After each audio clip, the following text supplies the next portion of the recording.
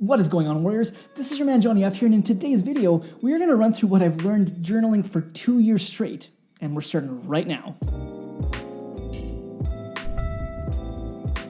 Welcome to Next Level Warrior. It's so good to have you here. Now, for anyone that's new to the channel, we cover topics from advancing on your personal growth and health, helping you build your warrior within to become your next level self. So if that sounds good to you, then make sure to subscribe and hit the bell icon selecting all notifications to catch my videos posted every week. So a lot of you might not know this, but back in October 2018, 2 years ago, I took a huge leap.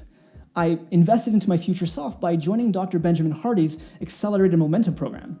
And I remember specifically that he would never shut up about journaling. And Ben, if you're watching this, I do say this with lots of love to you and compassion to my former self who was just plain resistant to it. Regardless, to remove this friction from doing this, I set up my environment in a way to reduce the level of willpower that I actually needed to journal.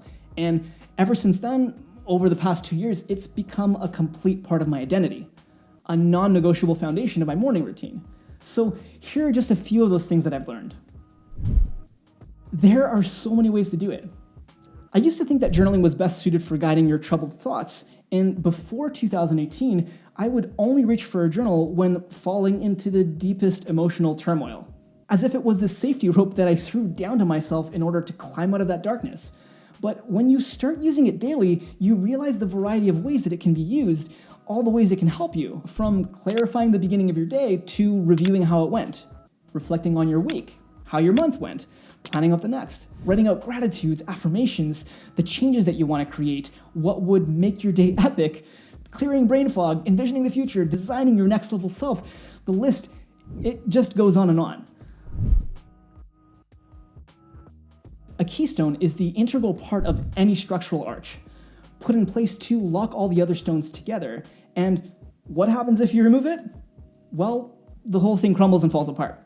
So when talking about habits, journaling is one of these keystone habits that supports the structure of my life, something that takes up such a small amount of time in the morning with such a great impact on the rest of my day.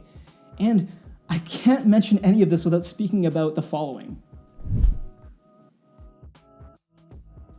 It goes without saying that it isn't something that you should expect to see results within a few sessions.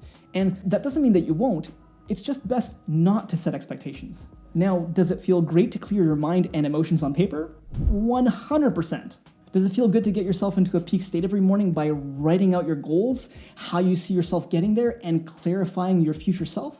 Absolutely. But not everyone is going to feel these things every time. You really need to take a look at this in the broader spectrum, in terms of it being a serious investment of your time.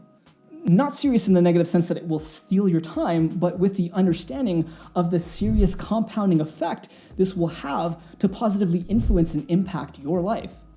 It's really imperative to look at it this way, to have faith in our development, because our time here is finite, and we must take control of what we can do today to impact our happiness and mental health tomorrow. The consistency of taking this action, ensuring that you're writing about your goals, your future self, what you're grateful for, alongside any troubles that you're working through, starts to really influence your subconscious mind. The beliefs we all have came in bit by bit until they felt like you've always had them. Beliefs in your capabilities, your personality, beliefs about the outer world, whatever it is. It's not only the consistency of this, it also has to do with the time of day that you're writing.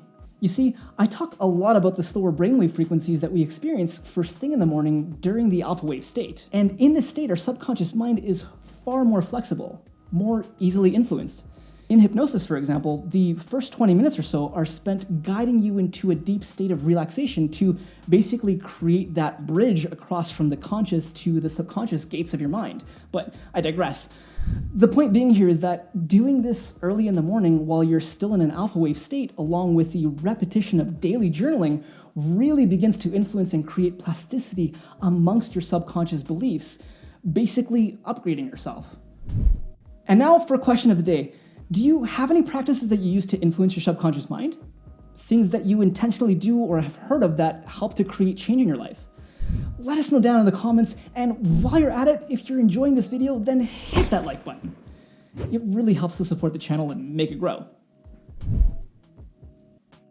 The greatest change in my life has come from no longer being passive about it, by taking action on what I want to create. And while this approach is one that wasn't easy, going against what I knew and thought, it's been well worth it.